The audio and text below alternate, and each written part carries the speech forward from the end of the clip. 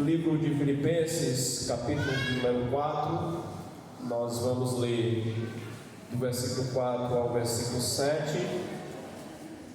Estamos quase finalizando a exposição dessa carta de Paulo, conhecida como a Carta da Alegria. E hoje a porção que o Senhor reservou para nós foi essa de Filipenses, capítulo 4, do versículo 4 ao versículo 7. Eu estarei procedendo com a leitura. Os irmãos, por gentileza, acompanhem a leitura da palavra do Senhor, que nos diz da seguinte forma: alegrai-vos sempre no Senhor. Outra vez digo, alegrai-vos. Seja a vossa moderação conhecida de todos os homens, perto está o Senhor. Não andeis ansiosos de coisa alguma, em tudo, porém, sejam conhecidas diante de Deus as vossas petições pela oração e pela súplica com ações de graças. E a paz de Deus, que excede todo o entendimento, guardará o vosso coração e a vossa mente em Cristo Jesus.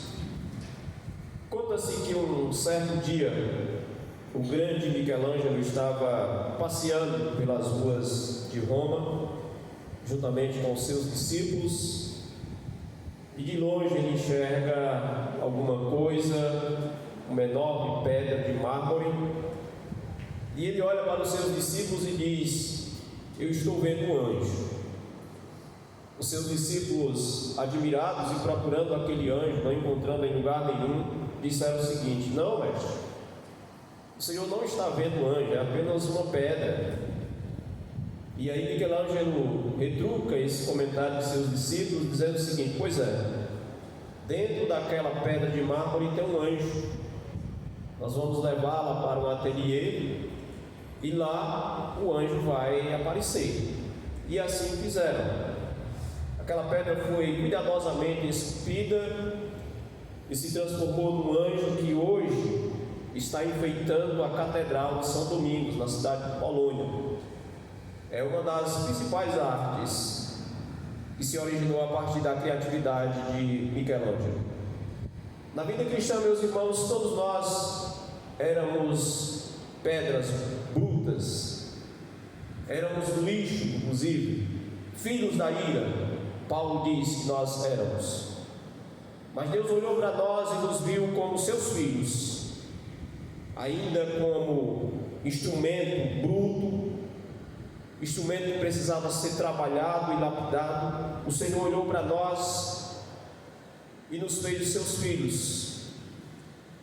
Mas a dinâmica da vida cristã, meus irmãos, sempre envolve a substituição do velho pelo novo, do ruim pelo bom, do incompleto pelo completo. A substituição do velho padrão de vida, do comportamento ruim, quando conhecemos a Cristo, acontece essa substituição por algo novo e bom. E a vida cristã sempre envolve a transformação total dela, não apenas algumas partes, mas uma transformação total. Aquele que outrora andava segundo o curso deste mundo, como diz o apóstolo Paulo escrevendo aos Efésios, ao conhecer a Cristo, ou ser encontrado por Cristo, agora ele obedece ao seu Criador, em vez de obedecer às inclinações de sua carne.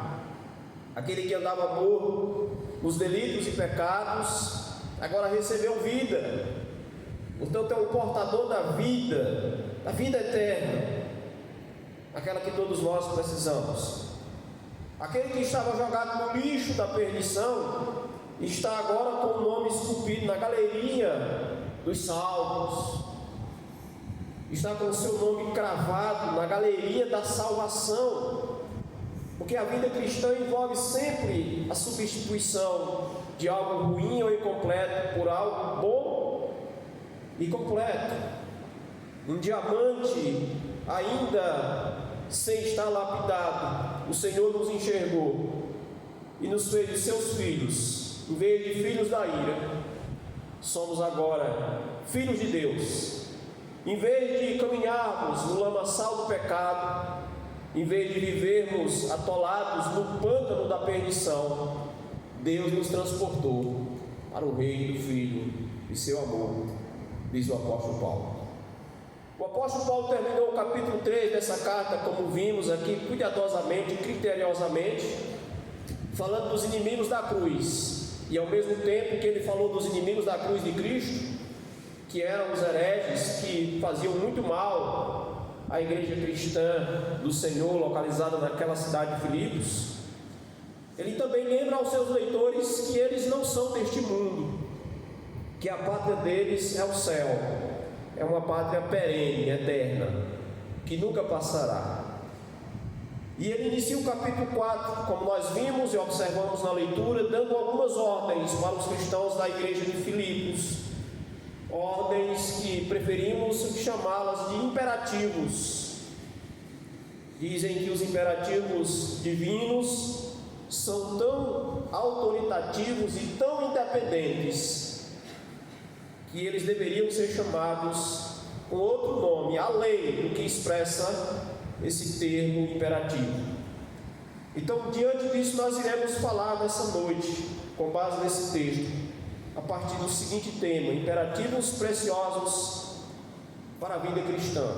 Quais são os imperativos que nós encontramos nesse texto, que Paulo ordena para nós que somos cristãos, ou que Paulo registra para nós que somos cristãos? O primeiro imperativo se encontra no versículo 4, e é exatamente esse: sejam alegres. Paulo nos ordena e Paulo nos coloca diante dessa ordem: sejam alegres. Observem comigo o que ele diz no versículo 4: alegrai-vos sempre no Senhor. Outra vez digo, alegrai-vos. É importante dizer, meus irmãos, que essa expressão de Paulo, alegrai-vos no Senhor, é o primeiro aspecto a ser destacado com relação à vida cristã, aqui nessa lista de ordens que Paulo expressa, que Paulo escreve para a igreja de Filipos e consequentemente para todos nós. Esse também é o primeiro aspecto a ser destacado acerca da alegria, ou seja, que a alegria não é uma opção, mas é um mandamento. A alegria que o cristão deve ter e deve evidenciar e exibir no seu dia a dia como cristão não é opcional, mas é obrigatório. Ou seja, todo cristão precisa ser alegre, feliz, não segundo a alegria deste mundo. Assim também como Jesus não nos deixou a paz de acordo com a concepção de paz desse mundo, Ele nos deixou outra paz muito mais completa e muito mais ampla. Assim também a alegria do cristão, ela deve romper, ela deve suplantar todo o conceito de felicidade, de alegria que esse mundo considera como tal. Portanto, o primeiro aspecto que nós devemos destacar com relação à alegria é que ela é um mandamento. Hernandes Dias Lopes diz que o modo aqui é um modo imperativo, por isso nós enxergamos essa ideia de ser uma ordem. E deixar de ser alegre, por se tratar de um imperativo, que se encontra aqui no texto, é uma desobediência a uma ordem que foi expressa pelo próprio Deus, através do apóstolo Paulo, nesse texto. Ou seja, nós não temos razões, fundamentos, e não somos autorizados a vivermos constantemente tristes. É bem verdade que em alguns momentos as circunstâncias vão nos trazer melancolia, tristeza, muitas vezes vão nos trazer angústia, mas o cristão não pode viver todo o tempo assim. O normal é que ele viva sempre alegre, porque a sua alegria deve ser no Senhor. O Hernandes Dias Lopes diz que o Evangelho nos trouxe alegria, nos trouxe também o reino de Deus, ele nos trouxe também o fruto do Espírito Santo e tantos outros benefícios. O Evangelho pegou a nós muitas coisas para as quais nós podemos olhar e vê-las como razões para sermos alegres e não tristes. O segundo aspecto a ser destacado acerca da alegria nesse texto, meus irmãos, é que a alegria ela tem a sua origem em Deus. Em outras palavras, a fonte da nossa alegria é o Senhor, porque Paulo diz: alegrai-vos no Senhor. João Calvino, comentando esse versículo, ele diz: nossa alegria não é a circunstância do dia ou as circunstâncias do ano, do momento. Nossa alegria não é um elemento passageiro e fugaz. Nossa alegria é uma pessoa. Nossa alegria não é a ausência de problemas. Nossa alegria não é a ausência de sofrimentos, a ausência de necessidades. Nossa alegria é uma pessoa. E não é uma pessoa qualquer. Nossa alegria é o Senhor Deus. Nossa alegria é aquele que criou todas as coisas e que nunca passa, nunca deixa de existir. Então é contraditório que o cristão viva melancólico todos os seus dias, se a fonte de sua alegria é o Senhor, que nunca muda e que nunca sofre nenhuma alteração. Se a fonte de sua alegria é o Criador de todas as coisas, que sempre foi, é e sempre será o que Ele é hoje, o mesmo Deus. O seu poder não diminuiu, a sua eficácia também não deixou de ser grande. Ele não deixou de cuidar do universo que Ele criou, Ele continua sendo o mesmo Deus. Então é contraditório que em algum momento a gente, como cristão, acredite que devemos viver todos os nossos dias tristes, a não ser que nós estejamos colocando a razão da nossa alegria nas circunstâncias, nos acontecimentos, nos incidentes da vida. Mas se nossa alegria for o Senhor, consequentemente nós vamos viver todos os dias alegres. O terceiro aspecto a ser destacado acerca da alegria é a sua durabilidade, ou a constância com que ela deve acontecer. O verbo aqui, alegrai-vos, está no tempo presente do indicativo, e esse tempo presente do indicativo na língua grega aponta para a ideia de algo contínuo, a ideia de algo duradouro, algo que existe hoje e sempre existirá. Ou seja, o verbo aqui está apontando para a ação de qualidade que sinaliza algo constante. Portanto, quando Paulo diz alegrai-vos no Senhor, outra vez vos digo alegrai-vos, ele está dizendo alegrai-vos sempre no Senhor, todos os dias, em todas as horas, constantemente, durante toda a eternidade, poderíamos dizer, já que o Senhor vem nos buscar para nos levar para junto dele. A conclusão que nós podemos, portanto, extrair desse versículo é que se a alegria é um mandamento, viver sempre triste é um pecado, conforme disse o Hernandes Dias Lopes. Se a fonte da alegria é Jesus e Ele nunca muda, nós nunca poderíamos ou deveríamos ficar tristes, porque Ele nunca sofre nenhuma alteração. Talvez o fato de muitas pessoas viverem constantemente angustiadas, tristes, depressivas e ansiosas é o fato de não terem feito de Jesus a fonte da verdadeira alegria. O segundo imperativo precioso que Paulo coloca para nós nesse texto que lemos está no versículo 5, e o imperativo é o seguinte: sejam moderados. Vejam comigo o que ele diz no versículo 5: seja a vossa moderação conhecida de todos os homens, perto está o Senhor. Seja a vossa moderação conhecida de todos os homens. O Wycliffe traduziu essa palavra moderação para a língua inglesa como paciência. Então, para o Wycliffe, Paulo estava dizendo o seguinte: seja a vossa paciência conhecida de todos os homens. Tyndale, por sua vez, quando fez tradução do Novo Testamento para a língua inglesa, ele traduziu esse termo como brandura. Então, em outras palavras, para Tyndale, o que Paulo estava dizendo é: seja a vossa brandura conhecida de todos os homens. Cranmer traduziu também como brandura, e a Bíblia de Genebra, não a que temos em mãos, mas a original, ela traduziu esse termo como paciência. Mas o fato é que, observando as palavras de um pensador chamado William Hendrickson, ele diz o seguinte: não há em nossa língua uma única palavra que expresse a total riqueza contida no vocábulo grego, que está traduzido para nós aqui como moderação. Porque esse termo moderação é muito mais rico, muito mais pleno do que qualquer termo ou vocábulo que temos na nossa língua ou em qualquer outro idioma. O vocábulo original, o vocábulo grego aqui traduzido para nós como moderação é muito mais rico do que qualquer uma dessas opções que nós destacamos, segundo as concepções desses pensadores. Os gregos, diz William Barclay, traduziram esse termo como justiça, e talvez esse seja o que mais se aproxime do que Paulo está dizendo nesse versículo 5, que está traduzido para nós como moderação. Os gregos consideravam o homem moderado e justo aquele que aplicava a medida certa e correta de justiça aos casos avaliados.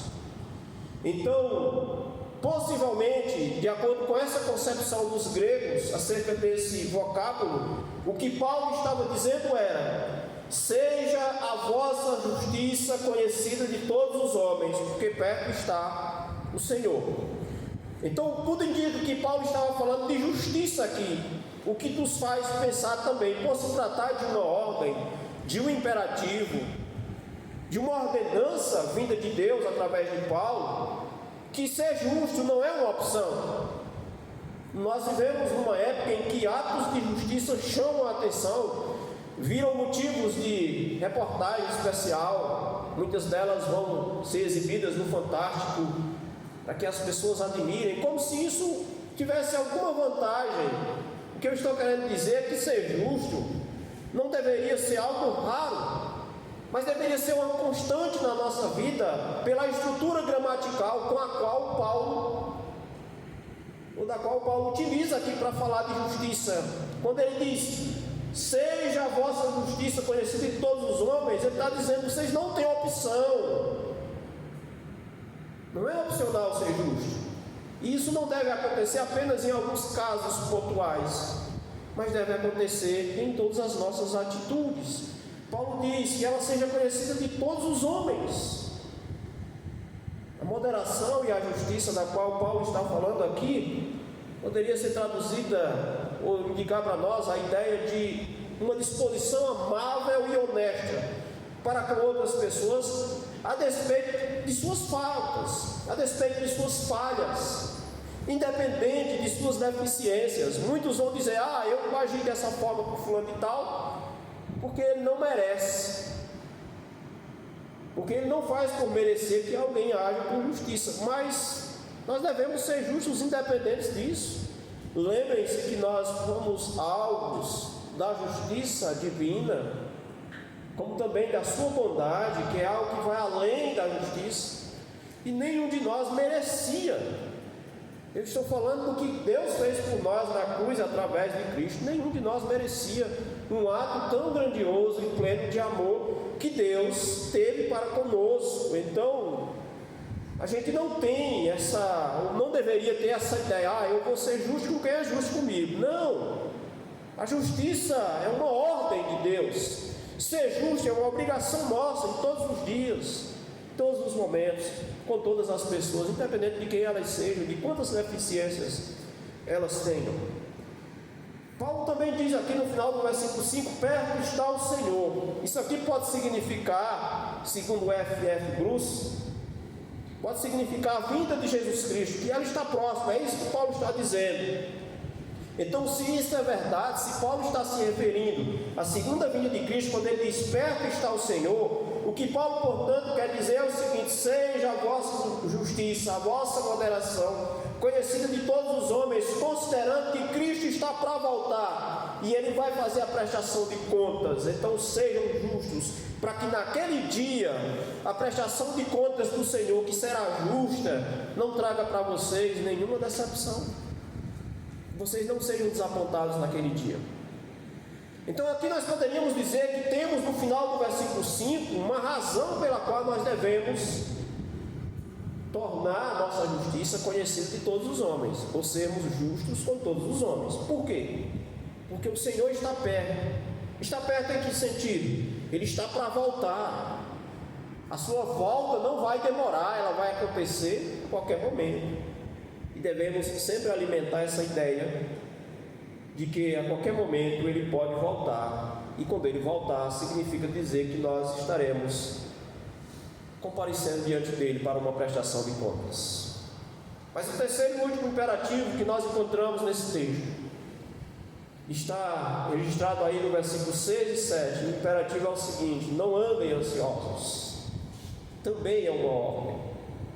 Vejam comigo que Paulo diz no versículo 6 e 7: não andeis ansiosos de coisa alguma, em tudo porém sejam conhecidas diante de Deus as vossas petições, pela oração e pela súplica com ações de graças. E a paz de Deus, que excede todo entendimento, guardará o vosso coração e a vossa mente em Cristo Jesus. Não andem ansiosos. Essa é a ordem simplificada de Paulo nesse texto. E talvez aqui nós tenhamos a tônica, o coração da perícope. É exatamente isso que está no versículo 6. Nessa ordem: não andem ansiosos. A palavra ansiedade, eu queria fazer uma análise dela. De acordo com o que eu pude observar na língua grega, a palavra ansiedade aqui no texto é oriunda de um termo grego que indica a ideia de algo repartido, ou fragmentado, dividido em diversos pedaços. Isso significa dizer que quando alguém está ansioso ou vive ansioso, esse alguém se encontra com o seu interior retalhado, com o seu interior dividido em vários pedaços ou fragmentado.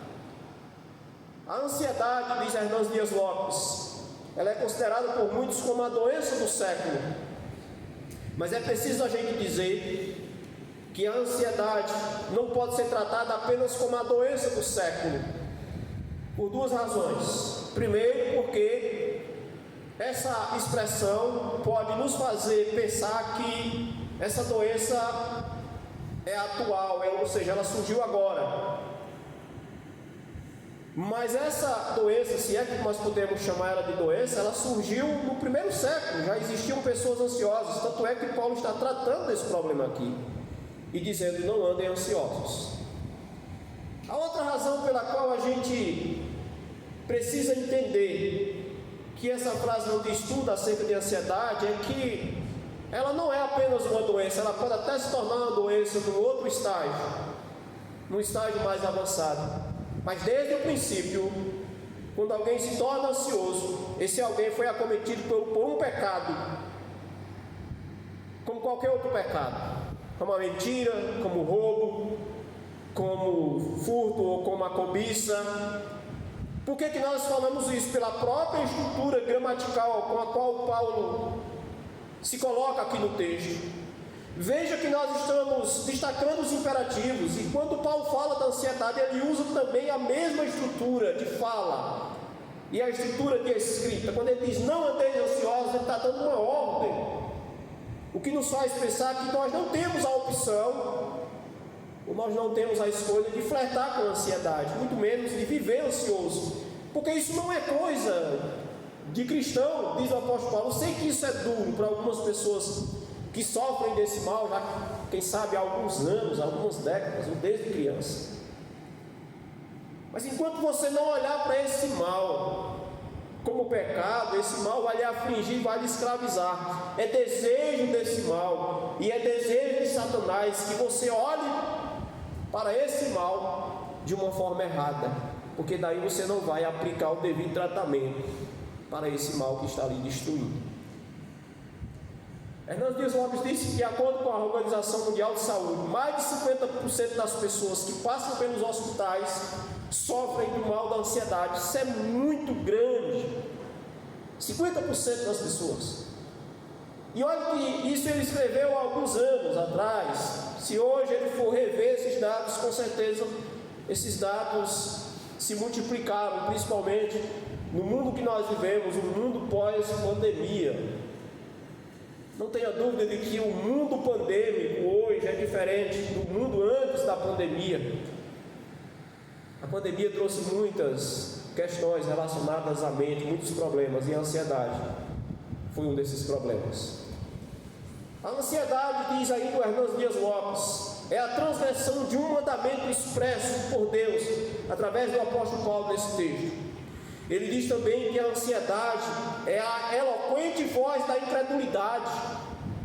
Em outras palavras, a ansiedade é uma forma do mal se alojar dentro de nós, na nossa vida, se tornar o nosso fiel companheiro de uma forma eloquente e de uma forma que a gente olhe para esse mal e diga que não é um pecado, mas apenas uma enfermidade, um sentimento. Eu lembro que um certo dia, por uma das igrejas que eu pastoreei e passei, eu falei disso aqui para os irmãos na escola dominical, que a ansiedade era pecado. E eu lembro que muitos irmãos ficaram desapontados. Talvez você também fique desapontado nessa noite, mas eu prefiro que você saia daqui desapontado, tendo ouvido a verdade, do que saia daqui confortável, tendo ouvido uma mentira. E de repente você continue alimentando esse mal dentro de você, porque, como falei, se você não tem a compreensão correta do mal que lhe aflige, você nunca vai conseguir oferecer o devido tratamento, e com certeza, não oferecendo o devido tratamento, esse mal vai se agravar dentro de você, e ele pode levar a um estágio muito pior. Como vencer a ansiedade? Agora é interessante que, mesmo que Paulo trata da ansiedade como pecado aqui no texto, ele não se detém sobre essa questão. Ele se detém mais em apresentar a solução e o antídoto para a ansiedade do que mesmo tratar dela como pecado. E como é que a gente deve tratar a ansiedade? Apresente suas petições a Deus. Essa é a primeira coisa que Paulo diz aqui com relação à ansiedade. Hendrickson diz que o antídoto contra esse mal é abrir o coração exclusivamente diante de Deus ou para Deus, por meio da oração e da súplica, acompanhada com a gratidão. Então, em outras palavras, como vencer a ansiedade? Tenha uma vida de oração, faça súplicas a Deus todos os dias, e faça essas súplicas a Deus, mas não esqueça de agradecer por aquilo que Deus já lhe deu. Não sei se vocês já pararam para se ligar num detalhe acerca de pessoas ansiosas. Normalmente pessoas ansiosas são pessoas ingratas, são pessoas insatisfeitas com o que têm, e isso é um fator que certamente vai contribuir muito para que esse mal se agrave, a ingratidão. Porque quando alguém é grato pelo que Deus tem feito e pelo que Deus faz, quando alguém é grato todos os dias pelo que Deus realiza e realizou na vida dele, esse alguém não vai ter tempo para reclamar de nada. Consequentemente, a ansiedade, ela vai ter dificuldade de se alojar dentro desse sujeito que é grato a Deus por tudo que ele fez. Alguém já disse que a gratidão é a rainha de todas as virtudes, mas a ingratidão, com certeza, é o contrário do lado ruim de todas as virtudes. E Paulo diz que quando nós fazemos isso, quando nós oramos a Deus, quando nós fazemos súplicas a Ele, com o coração acompanhado, cheio de gratidão, Paulo diz que a paz de Deus guardará o vosso coração e a vossa mente. É interessante a gente destacar aqui o verbo guardar, porque esse termo guardar aqui aponta para a ideia de um soldado à porta de um quartel,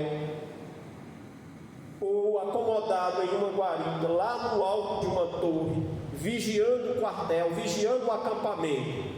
É aquela pessoa que passa o dia de olho no acampamento, ele não pisca o olho sequer. Se for durante a noite, ele não dorme. Então, esse termo guardar aponta para a ideia de um soldado vigiando algum local, algum lugar, no contexto militar, vigiando o acampamento, para ver se o inimigo está adentrando ou vai atacar.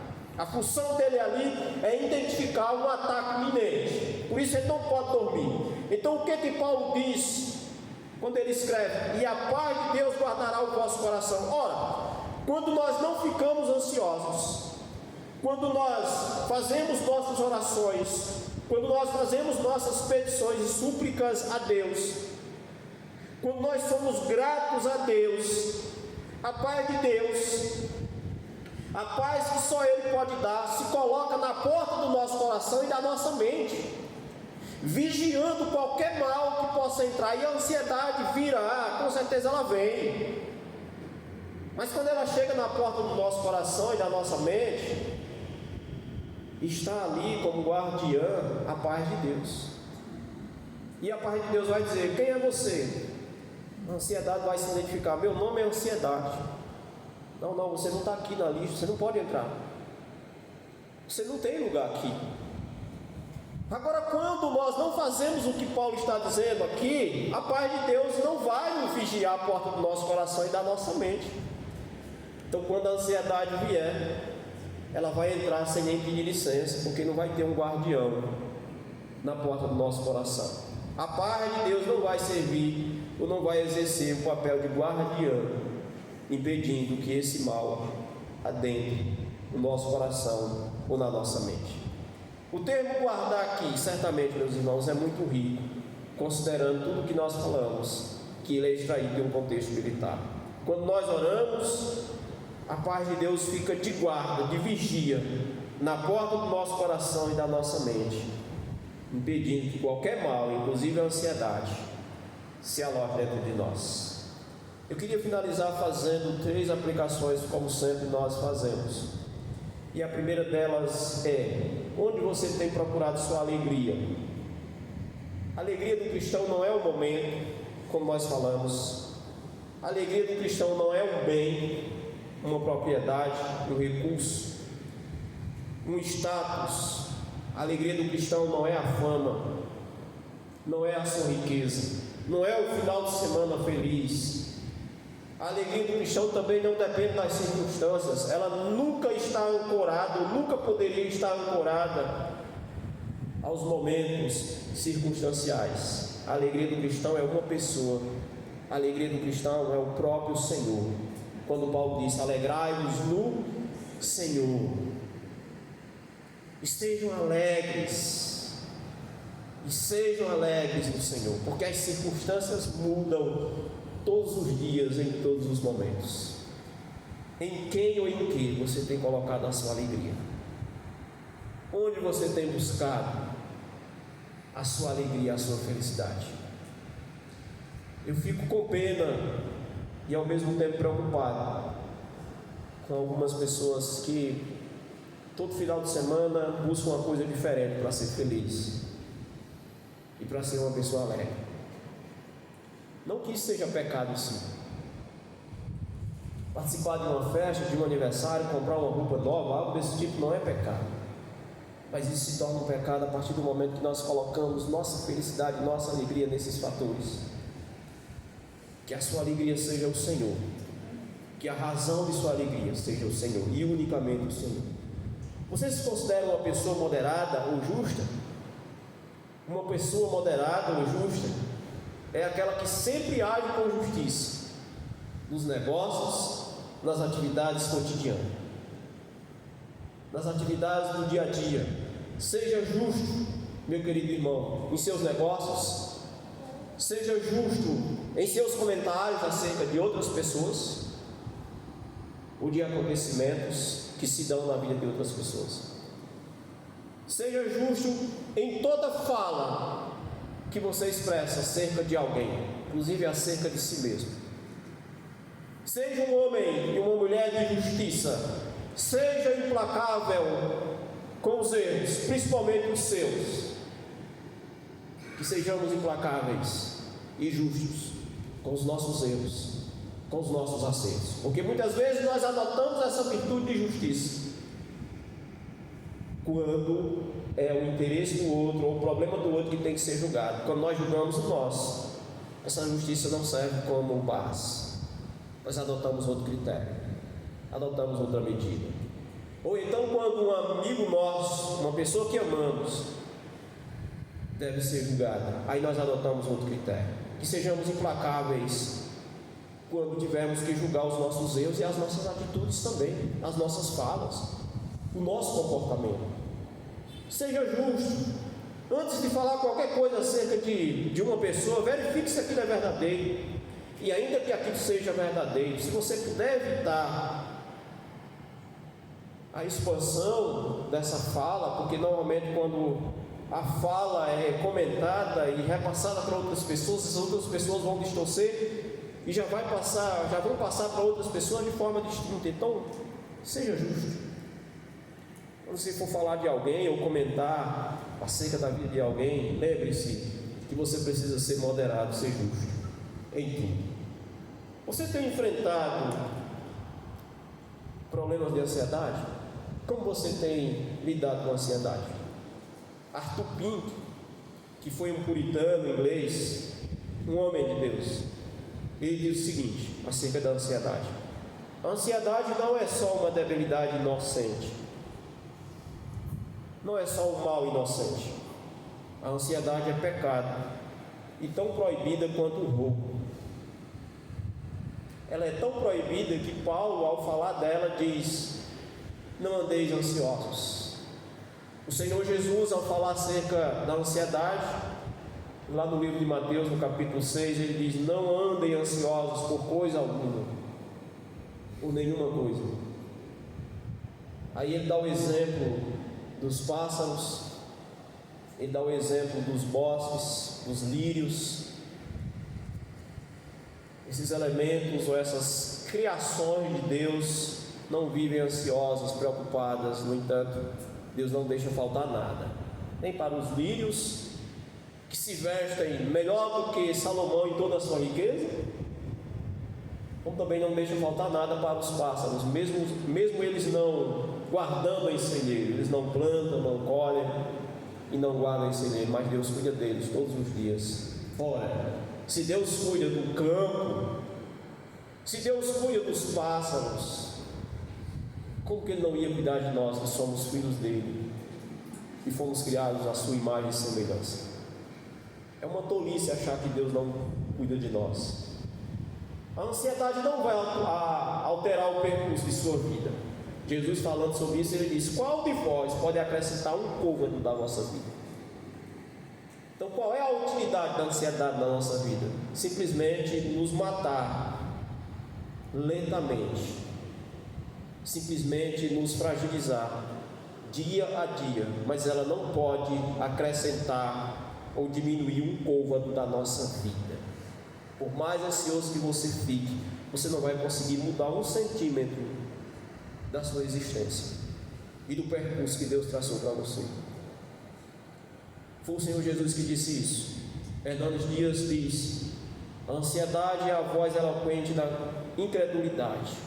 Como falei anteriormente, é uma forma do mal chamado ansiedade entrar no nosso coração sem que a gente apresente muitas restrições a ela.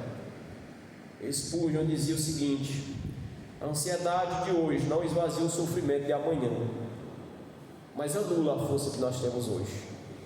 Se a ansiedade tem ou desenvolve uma função, não é resolver o problema que vem amanhã, mas é esvaziar-nos da força que nós temos hoje. Aí esse papel a ansiedade desenvolve com maestria. Isso corrobora com as palavras de Jesus, quando ele diz: buscar em primeiro lugar o reino de Deus e a sua justiça. E o que é que vai acontecer? E as demais coisas serão acrescentadas. Pelo que você anda ansioso? Sabe qual é a forma correta de lidar com a ansiedade, segundo as palavras de Jesus aqui? Busque em primeiro lugar o reino de Deus e a sua justiça, e isso que está lhe preocupando vai ser acrescentado.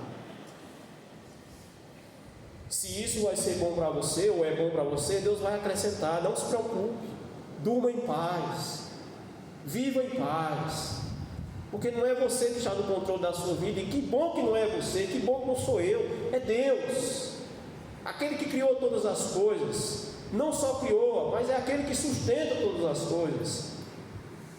Agora deixa eu finalizar fazendo outras indagações para você. Quantas vezes você foi no seu psicólogo e ele falou para você que a ansiedade é pecado?